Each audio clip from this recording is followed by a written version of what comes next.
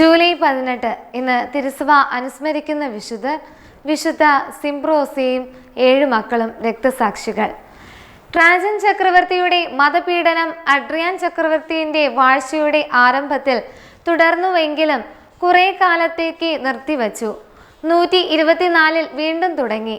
Jupiter ദേവന്റെ ഒരു വിഗ്രഹം ക്രിസ്തു പുനരുത്ഥാനം ചെയ്ത സ്ഥലത്തും വിനീസിന്റെ ഒരു മാർബിൾ പ്രതിമ ഗാഗുൽത്തായിലും അഡ്രിയോൺസിന്റെ പ്രതിഷ്ഠയുമായ ഒരു ഗുഹ ബത്ലഹേമിലും അദ്ദേഹം സ്ഥാപിച്ചു.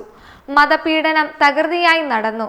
അദ്ദേഹം പുതുതായി പണി തീർത്ത അരമനയുടെ പ്രതിഷ്ഠ നടത്തിയ പൂജാഗിരി കർമ്മങ്ങളുടെ ഇടയ്ക്ക് വിളിച്ചു പറഞ്ഞു, സിംഫ്രോസ എന്ന വിധവയും 7 മക്കളും തങ്ങളുടെ ദൈവത്തെ ആരാധിച്ചുകൊണ്ട് ഞങ്ങളെ നിന്ദിക്കുന്നു. അവർ ഞങ്ങളെ ആരാധിക്കുകയാണെങ്കിൽ ഞങ്ങൾ നിങ്ങളെ അനുഗ്രഹിക്കും.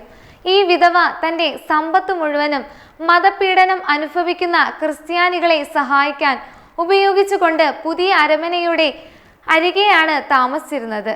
ചക്രവർത്തി സിംഫ്രോസയെ വിളിച്ചു വരുത്തി ദേവന്മാരെ ആരാധിക്കാൻ ഉപദേശിച്ചു. അവൾ പ്രതിവചിച്ചു, എൻ്റെ ഭർത്താവും സഹോദരനും അങ്ങയുടെ ട്രൈബ്യൂണന്മാരായിരിക്കെ യേശുക്രിസ്തുവിനെ പ്രതി ക്രൂരമർദ്ദനങ്ങൾ സഹിച്ചു. മനുഷ്യൻ അന്ന് അവരെ പുച്ഛിച്ചു, മാലാഖമാർ അവരെ സ്തുതിച്ചു. ഇന്ന് അവർ നിത്യജീവൻ ആസ്വദിക്കുകയാണ്. ചക്രവർത്തി കോപത്തോടെ ആജ്ഞാപിച്ചു, ദേവന്മാർക്ക് ബലി ചെയ്യുക, അല്ലെങ്കിൽ 7 മക്കളോടുകൂടി മരിക്കുക. സിംഫ്രോസയോ മക്കളോ ദേവന്മാർക്ക് ബലി ചെയ്യാൻ തയ്യാറായില്ല. സിംഫ്രോസയുടെ കവിളിൽ അടിച്ച ശേഷം തലമുടി കൊണ്ട് കെട്ടി തൂക്കിയിട്ടു. അനന്തരം ഒരു കല്ല് കഴുത്തിൽ കെട്ടി പുഴയിലേക്ക് എറിയുവാനായിരുന്നു ചക്രവർത്തിയുടെ ആജ്ഞ. മക്കളോട് അമ്മയെ അനുകരിക്കാതെ ദേവന്മാരെ ആരാധിക്കുവാൻ ചക്രവർത്തി ഉപദേശിച്ചു.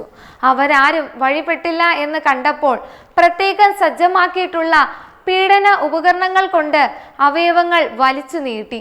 മൂത്ത മകൻ ഷെൻസിനെ ഗളച്ഛേദം ചെയ്തു. രണ്ടാമനായ ജൂലിയന്റെ നെഞ്ചിൽ കടാര കുത്തിയിറക്കി. മൂന്നാമൻ നെമേസിയൂസിനെയും കുന്തം കൊണ്ട് ചങ്കിൽ കുത്തി കഥ കഴിച്ചു.